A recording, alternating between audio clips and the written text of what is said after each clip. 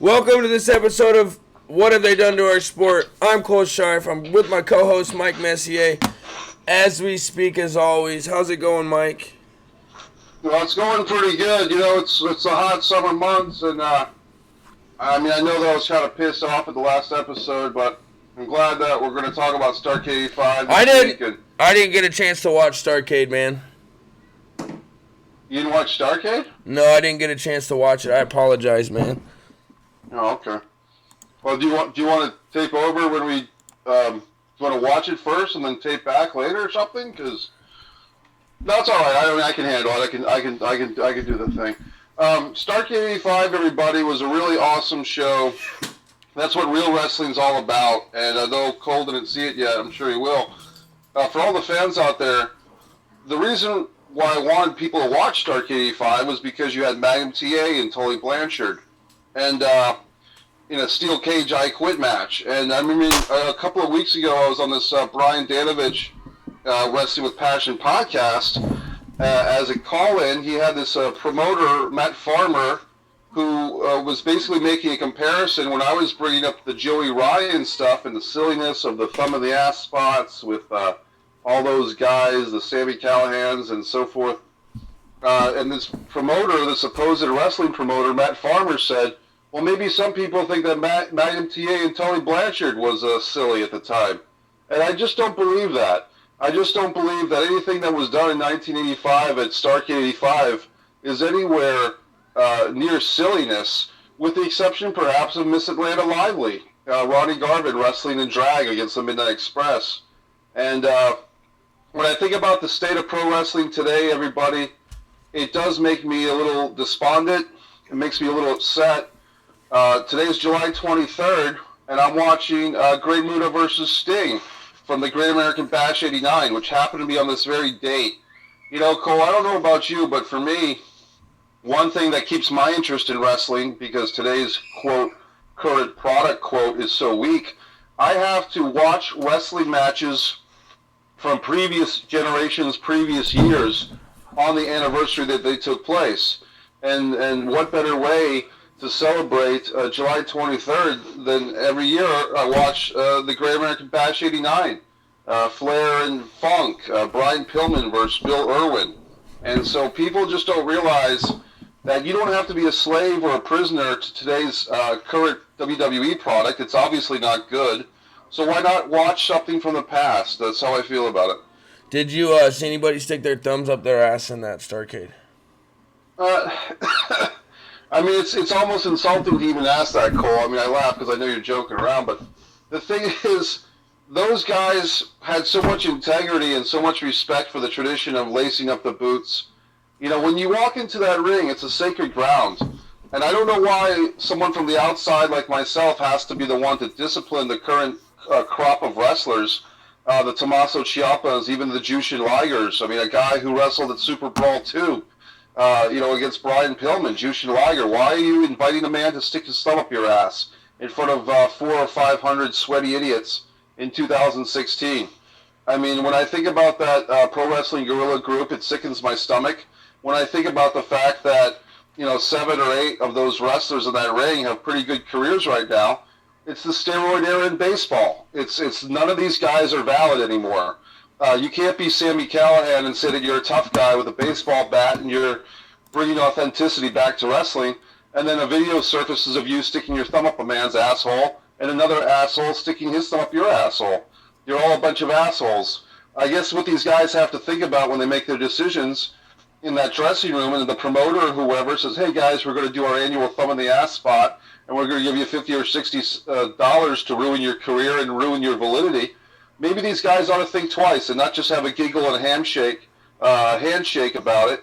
Maybe they should reconsider, do I want to risk my career, my livelihood, the respect from the wrestling fans, and more importantly than their own minuscule lives, is some respect for the traditions of pro wrestling. In my book, Cole, when you set up those 3 ropes in that 20 by 20 canvas, or it's a 16 by 16 or an 18 by 18, you're stepping on holy ground. It doesn't have to be in the Tokyo Dome. It doesn't have to be in Madison Square Garden.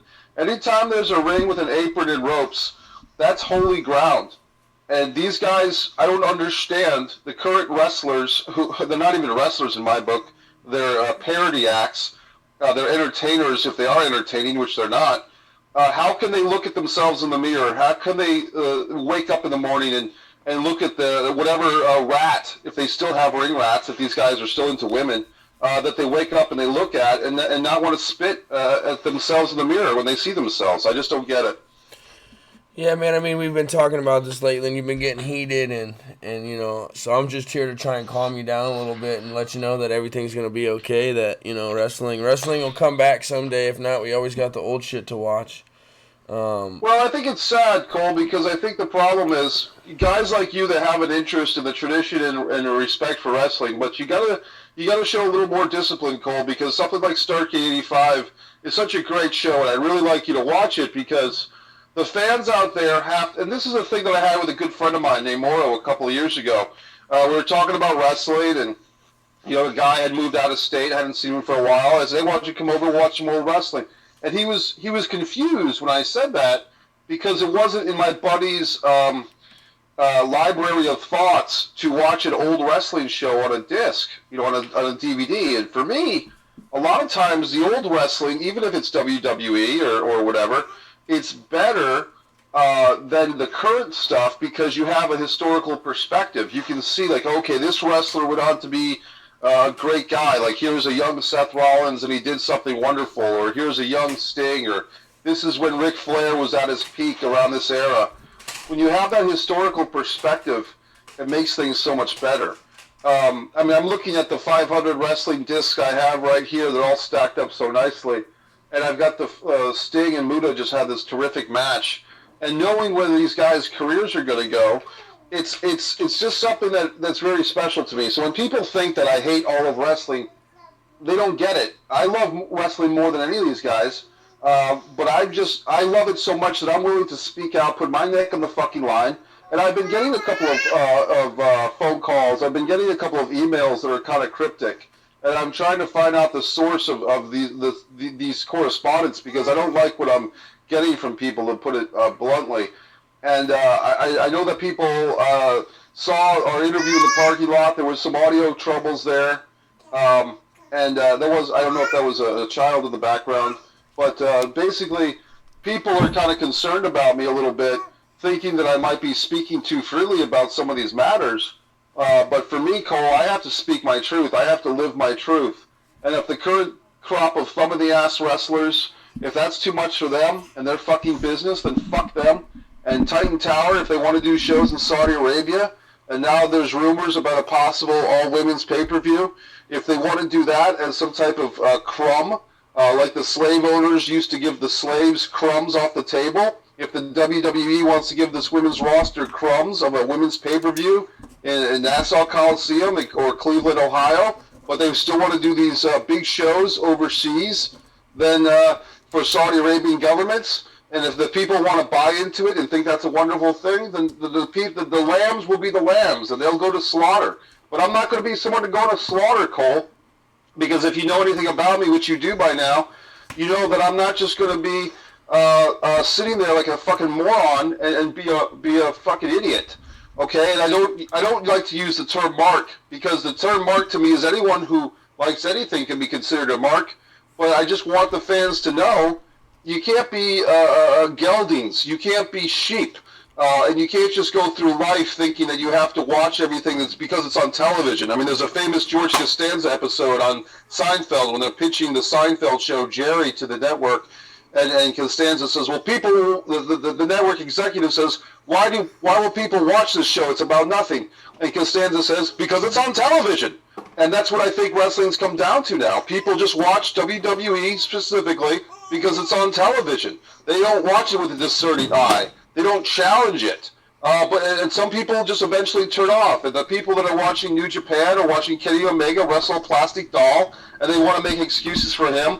In my book, Kenny Omega's entire wrestling career is some type of quest to find himself. And the Golden Lovers tag team and whatever else he's doing is some type of odd quest, a spiritual journey for this guy to find himself and to be comfortable with himself.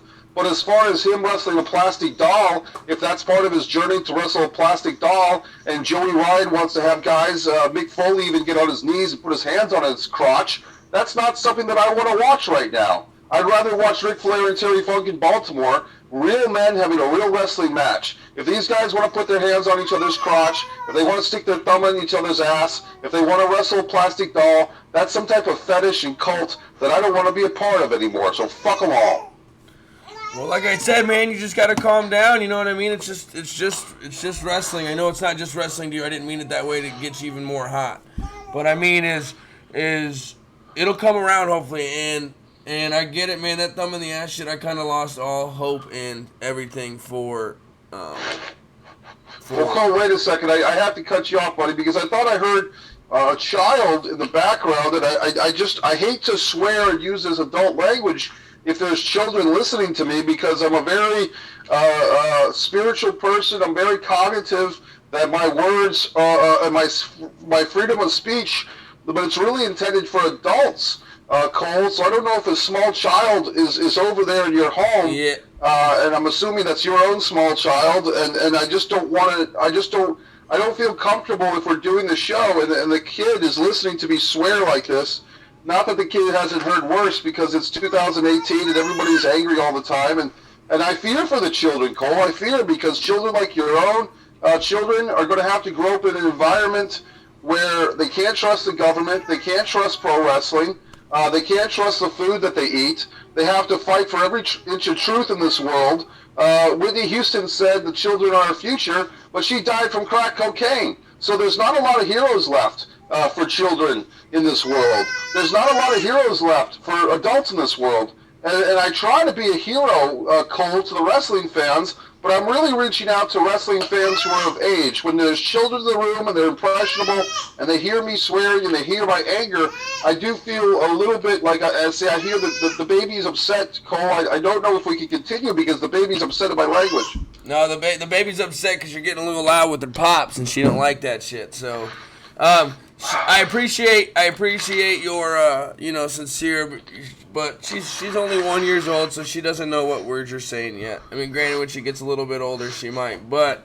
Well, the thing is, Cole, it's been proven medically that when Beethoven is played for an infant or for a baby in utero, you see, my mother played the Jim Morrison, The Doors, for me when I was in utero, in the womb.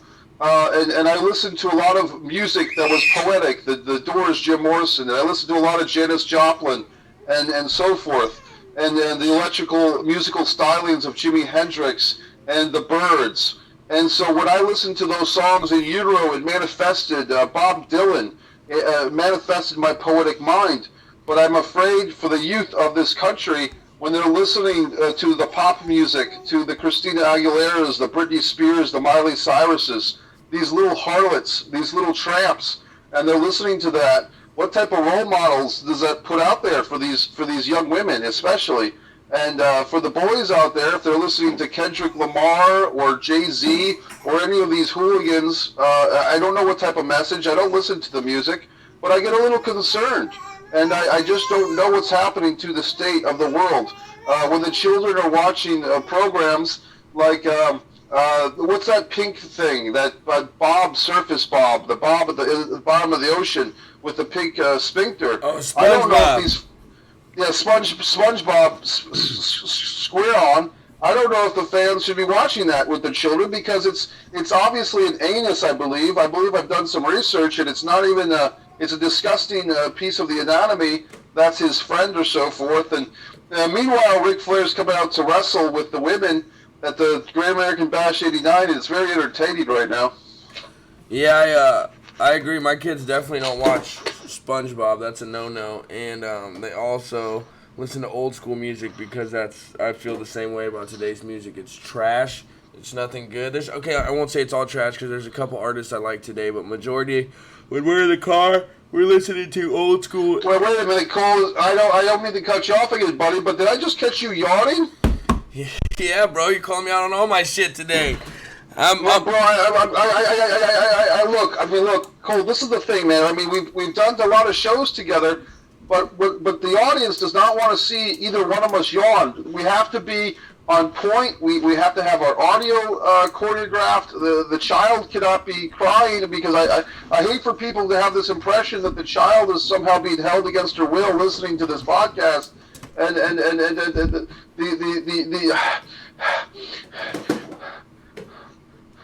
I'm just going to have to. I don't understand. I just don't. I don't understand. I don't understand. I don't understand it. I don't understand it. I don't. Mike! Oh my god, dude. Oh, this guy, man. This guy's been acting weird as hell the last couple days. Last couple times I've talked to him. Now he just disappears. Well, I guess that's it for this episode of What Have They Done to Our Sport. We gave you a nice little episode there. I probably won't even release this shit to the people. Like you said, I don't know. Well, I guess if that's that, folks.